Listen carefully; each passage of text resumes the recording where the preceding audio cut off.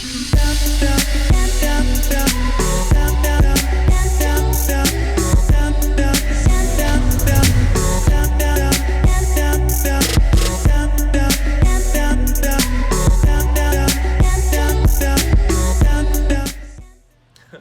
keep having to redo this because I keep messing up. Anyway, coming at you today from the Down for Sound headquarters with a very popular, or answering a very popular question that I get a lot when people are getting into car audio.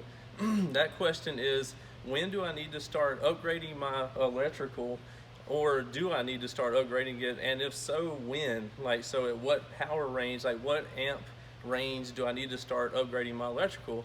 And it varies a decent amount, but I have a general rule of thumb that I use to give people knowledge on what I think it should be. And two of the circumstances that it could be is, say if you have a very small car, Honda Civic or something like that, and it only comes with, say, a 60 amp alternator from the factory, you'll need to, and a smaller battery because it's a small car, it doesn't have a large electrical demand from the start. So then if you have a small car like that, you would need to upgrade your electrical a lot sooner than if you have, say, a Chevy dually or a big diesel truck that comes with, usually comes standard with 2 batteries and a higher output alternator such as a 150 or a 180 from the factory. So that's able to deal with a lot more current draw than a factory Honda Civic electrical. Anyway, so what I usually use is around 1200 to 1500 watts you want to start upgrading your electrical. The first thing that I would recommend is getting a big 3 kit. So generally you'll get 15 to 20% better performance out of your factory alternator with getting a big 3 kit. I would recommend the certified bass head OFC kit that I have right here. I'll show you the components of it. It's all pre-terminated, so it's very nice. It's all pre-terminated, heat shrinks. Comes with extra, it comes with these to help mount it, and it comes with extra ring terminals and everything like that if you want to shorten it. So that's what I recommend. A lot of people can get by with that, say if they're just like running 1000 watts or 1500 watts and they're just wanting to get it, like that's all you would need sometimes. But if you go a little bit further past that to say 1700 or 2000 watts, this is another question. Some people, this is the way that I do it. I recommend other questions. People say, do I upgrade my battery first or my alternator? And this is what I recommend because this is how I see it. So I always recommend upgrading your alternator first because that's where your initial source of power comes from. You can upgrade, you can get a bunch of batteries and you have a lot of reserve, but you still have a factory alternator charging or trying to charge all of your batteries that you have. So in my thought process, that's why I go with the alternator first, because even if you upgrade your batteries, you still need to be able to power them efficiently or like they should be. Anyway, so that's what I recommend, and I run and recommend MacMan alternators. I have one on my work truck out there, as you've seen, a 370 amp, just like this unit. They offer different alternator sizes for different vehicles.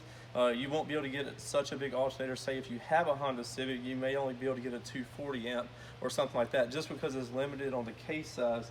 On bigger trucks, a lot of stuff like full-size Chevys, Fords, Dodges, whatever, you're able to get a 370 because they are known to have bigger alternators and you can get more power out of those. So I recommend the alternator first, and then you want to start upgrading your battery to have more reserve, because eventually you're going to run out of alternator output. Like say if you have a 5000 watt system, if it's able to pull 500 amps of current, having a 5000 watt system, you're gonna, if this maxes out at 370 amps, there's still a 130 amp deficit there that you're not able to fulfill, that your electrical draw needs. And this is just your system, not including your vehicle's air conditioning, headlights, like everything that's running off your vehicle's electrical system.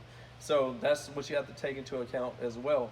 So after you max out on your alternator output, granted, you can, well, some people have the ability to add like multiple alternators, just like on my Tahoe, you see I have 5 alternators.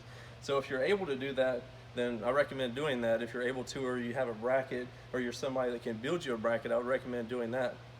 Anyway, so I would recommend 1 alternator and then adding 3 to 4 batteries per alternator. So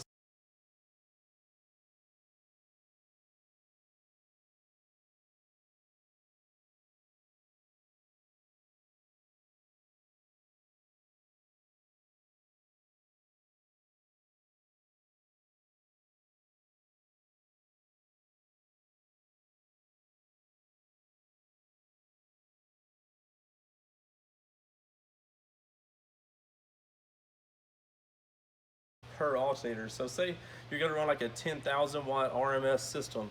I would recommend 4 excess power D3100s, or these are the XP 3000s, which is made for the inside of your vehicle. So if they're not going to be exposed to the outside elements, you can get by with the XP series.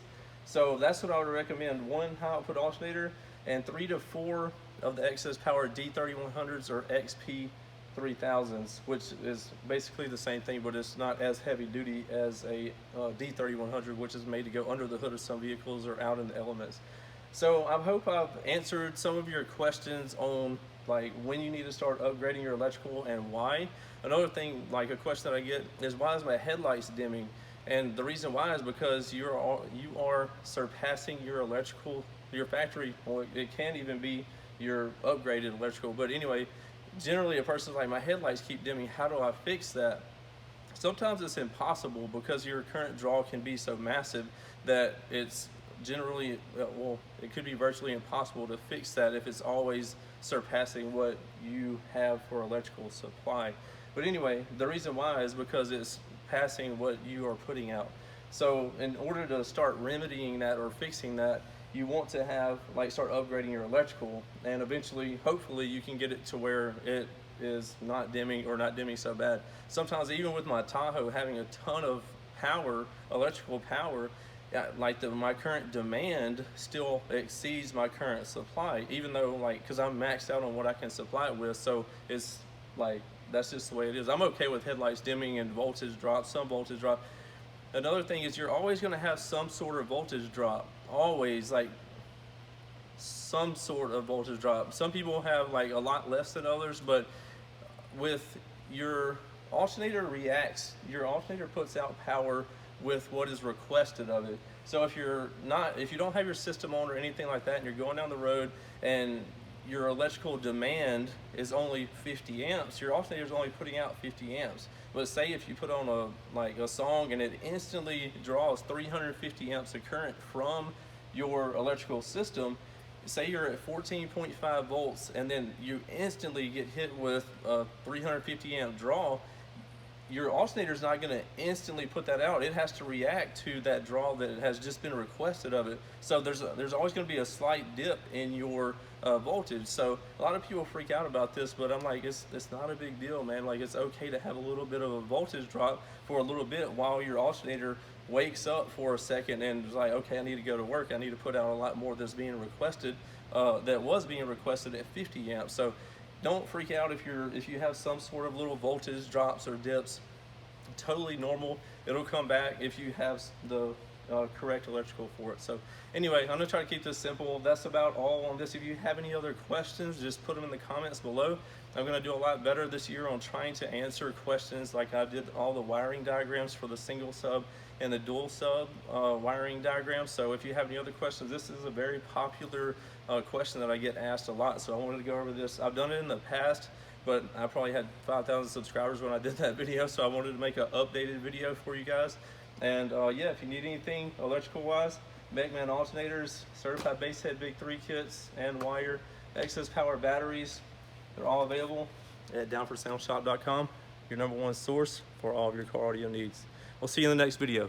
Coming down your block, knocking pictures off the walls. On Front Street, riding, bagging bitches out the mall. On the giant high, just like Gucci Mane, I'm riding giant fly.